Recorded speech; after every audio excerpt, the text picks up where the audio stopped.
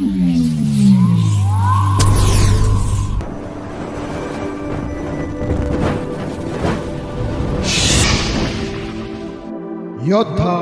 News channel.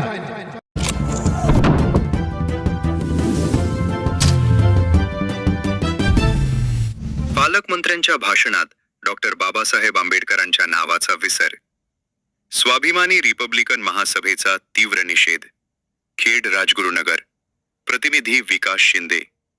Nashik येथील parade मैदानावर प्रजासत्ताक दिनानिमित्त आयोजित करण्यात आलेल्या शासकीय ध्वजारोहण कार्यक्रमात जिल्ह्याचे पालकमंत्री माननीय गिरीश महाजन यांनी उपस्थित जनतेला संबोधित केले। मात्र भारतीय संविधानाचे शिल्पकार भारतरत्न डॉक्टर बाबासाहेब आंबेडकर यांचे नाव भाषणात एकदाही न घेतल्यानं स्वाभिमानी रिपब्लिकन महासभेनं या घटनेचा तीव्र शब्दात निषेध केला आहे। घटनेचे गांभीर्य आणि संघटनेचा आरोप, प्रजासत्ताक दिन हा संविधानाच्या अंमलबजावणीचा उत्सव असताना संविधानाच्या निर्मात्याचे नाव टाळणं ही बाब अत्यंत गंभीर व निषेधार्ह असल्याचा आरोप संघटनेनं केला आहे। संविधानाच्या मूल्यांचा हा अवमान असून यामुळे आंबेडकरी समाजाच्या भावना दुखावल्या गेल्याचे निवेदनात म्हटले आहे। पोलीस प्रशासनाकडे लेखी निवेदन।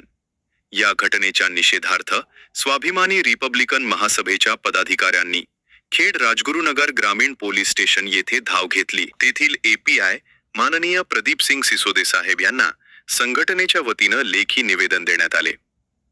भविष्यात अशा प्रकारची चूक पुन्हा घडू नये आणि संविधान निर्मात्यांचा योग्य सन्मान राखला जावा अशी ठाम मागणी यावेळी करण्यात आली। उपस्थित मान्यवर आणि पदाधिकाऱ्यांची भूमिका, या आंदोलनाचे नेतृत्व स्वाभिमानी रिपब्लिकन महासभेचे संस्थापक अध्यक्ष माननीय हरेशभाई देखणे यांनी केले।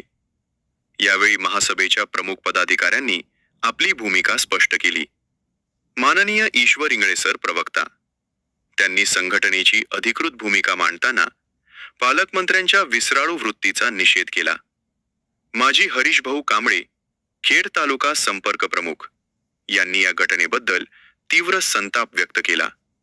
माजी भाऊसाहेब वायदंडे यांनी संविधानाच्या मूल्यांचे महत्त्व विशद करत प्रशासनाला खडे बोल सुनावले। माजी अलकाताई गुंजाळ, राज्य सदस्य यांनी संघटनेच्या वतीनं भविष्यातील आंदोलनाचा इशारा दिला। माजी सोनूभाऊ काळे, IT सेल अध्यक्ष, यांनी संपूर्ण घटनेची माहिती आणि समाज माध्यमांवरील रोष यावर प्रकाश टाकला। या प्रसंगी सामाजिक कार्यकर्ते कैलासभाऊ केदारी यांच्यासह मोठ्या संख्येने महिला भगिनी आणि कार्यकर्ते उपस्थित होते। संघटनेने अत्यंत शांततामय आणि लोकशाही मार्गाने आपला निषेध नोंदवत डॉक्टर बाबासाहेब आंबेडकरांचा सन्मान हा देशाचा सन्मान असल्याचे ठामपणे सांगितले।